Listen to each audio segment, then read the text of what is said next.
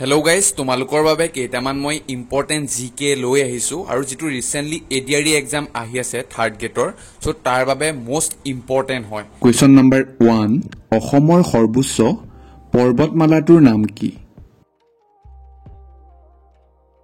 আৰু ইয়াৰ এনসাৰটো হৈছে বৰাইল পৰ্বতমালা। বৰাইল পৰ্বতমালা হৈছে অসমৰ সৰ্বোচ্চ পৰ্বতমালা। Next question শ্ৰীসূৰ্য পাহাৰ কোনখন জিলাত অৱস্থিত? শ্ৰীসূৰ্য পাহাৰ এখন পাহাৰ হয় তো অসমৰ কোনখন জিলাত অৱস্থিত? আৰু ইয়াৰ এনসাৰটো হৈছে গোৱালপাৰা জিলাত অৱস্থিত। শ্ৰীসূৰ্য পাহাৰ অসমৰ গোৱালপাৰা জিলাত অৱস্থিত। নেক্সট কোৱেশ্যন ইউনেস্কোৰ মুখ্য কাৰ্যালয় ক'ত অৱস্থিত? আৰু ইয়াৰ এনসাৰটো হৈছে পেৰিছত। ইউনেস্কোৰ মুখ্য কাৰ্যালয় পেৰিছত অৱস্থিত। নেক্সট কোৱেশ্যন নামঘোষা কোনে ৰচনা কৰিছিল? আৰু ইয়াৰ এনসাৰটো হৈছে মাধৱদেৱে। নামঘোষা মাধৱদেৱে ৰচনা কৰিছিল আৰু নামঘোষা হৈছে মাধৱদেৱৰ জীৱনৰ কীৰ্তিস্তম্ভ। নেক্সট কোৱেশ্যন পৃথিৱীৰ সৰ্ববৃহৎ গণতান্ত্ৰিক দেশখনৰ নাম কি? আৰু ইয়াৰ এনসাৰটো হৈছে ভাৰত। ভাৰত হৈছে পৃথিৱীৰ সৰ্ববৃহৎ গণতান্ত্ৰিক দেশ। নেক্সট কোৱেশ্যন ভাৰতত সামগ্ৰী আৰু সেৱা কৰ অৰ্থাৎ জিএসটি কিমান চনত কাৰ্যকৰী কৰা হৈছিল? মানে ভাৰতত কিমান চনৰ পৰা জিএসটি সেৱা কাৰ্যকৰী কৰা হৈছিল? আৰু ইয়াৰ এনসাৰটো হৈছে 2017 চনৰ 1 জুলাইৰ পৰা। 2017 চনৰ 1 জুলাইৰ পৰা ভাৰতত জিএসটি কৰ কাৰ্যকৰী কৰা হৈছিল। নেক্সট কোৱেশ্যন দিল্লীৰ বিখ্যাত জামা মছজিদ কোনে নিৰ্মাণ কৰিছিল? মানে দিল্লীত যেটো বিখ্যাত জামা মছজিদ আছে সেই জামা মছজিদটো কোনজন ৰজাই নিৰ্মাণ কৰিছিল? আৰু ইয়াৰ এনসাৰটো হৈছে শাহজাহানে। জামা মছজিদ শাহজাহানে নিৰ্মাণ কৰিছিল। শাহজাহানে দিল্লীত থকা যেটো আগ্ৰাত তাজমহল আছে শাহজাহানে নিৰ্মাণ কৰিছিল আৰু দিল্লীৰ বিখ্যাত জামা মছজিদো শাহজাহানে নিৰ্মাণ কৰিছিল। নেক্সট কোৱেশ্যন অযোধ্যা ভাৰতৰ কোনখন ৰাজ্যত অৱস্থিত?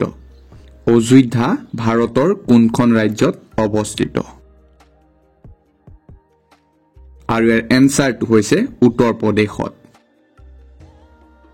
নেক্সট কোৱেশ্যন কোন বছৰত বড়ো সাহিত্য সভা প্ৰতিষ্ঠা কৰা হৈছিল? বড়ো সাহিত্য সভা মানে কোন চনৰ পৰা প্ৰতিষ্ঠা কৰা হৈছিল? আৰু ইয়াৰ এনসাৰটো হৈছে 1952 চনত। বড়ো সাহিত্য সভা 1952 চনত প্ৰতিষ্ঠা কৰা হৈছিল। নেক্সট কোৱেশ্যন খেৰাই পূজা কোনে পালন কৰে? খেৰাই পূজা মানে কোন জনগোষ্ঠীৰ লোকে পালন কৰে? আৰু ইয়াৰ এনসাৰটো হৈছে বড়োসকলে। বড়ো জনগোষ্ঠীৰ লোকে খেৰাই পূজা পালন কৰে। নেক্সট কোৱেশ্যন ধলাশদিয়া দলং কোনখন নদীৰ ওপৰত অৱস্থিত? যিখন ধলাশদিয়া দলং আছে অৰ্থাৎ এটা ডক্টৰ ভূপেন হাজৰিকা সেতু নামেৰে নামাকৰণ কৰা হৈছে সো সেই দলংখন কোনখন নদীৰ ওপৰত আছে? আৰু ইয়াৰ এনসাৰটো হৈছে লোহিত নদীৰ ওপৰত। ধলাশদিয়া দলং লোহিত নদীৰ ওপৰত আছে।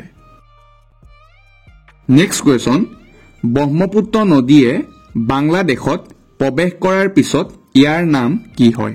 মানে ব্ৰহ্মপুত্ৰ নদী অসমত ব্ৰহ্মপুত্ৰ নদী নামেৰে জনা যায় কিন্তু যেতিয়া ব্ৰহ্মপুত্ৰ নদী বাংলাদেশত প্ৰৱেশ কৰে সো তাত ব্ৰহ্মপুত্ৰ নদীৰ নাম কি? আৰু ইয়াৰ এনসাৰটো হৈছে যমুনা। ব্ৰহ্মপুত্ৰ নদীক বাংলাদেশত যমুনা নামেৰে জনা যায়। নেক্সট কুৱেশ্যন ব্ৰহ্মপুত্ৰৰ দক্ষিণৰ আটাইতকৈ দীঘল উপনদীখনৰ নাম কি? মানে ব্ৰহ্মপুত্ৰ নদীৰ দক্ষিণ চাইডে থকা আটাইতকৈ দীঘল যিখন মানে ব্ৰহ্মপুত্ৰ নদীত পৰিছেহি সো সেই উপনদীখনৰ নাম কি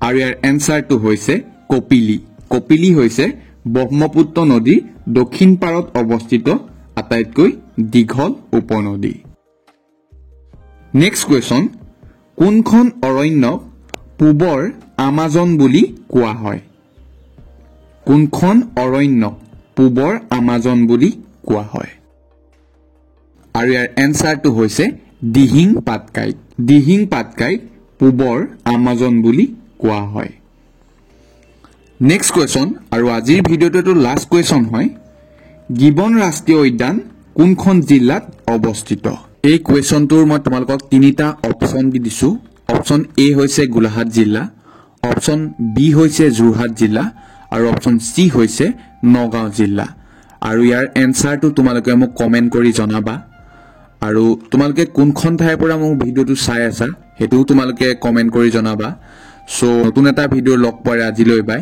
জয় অসম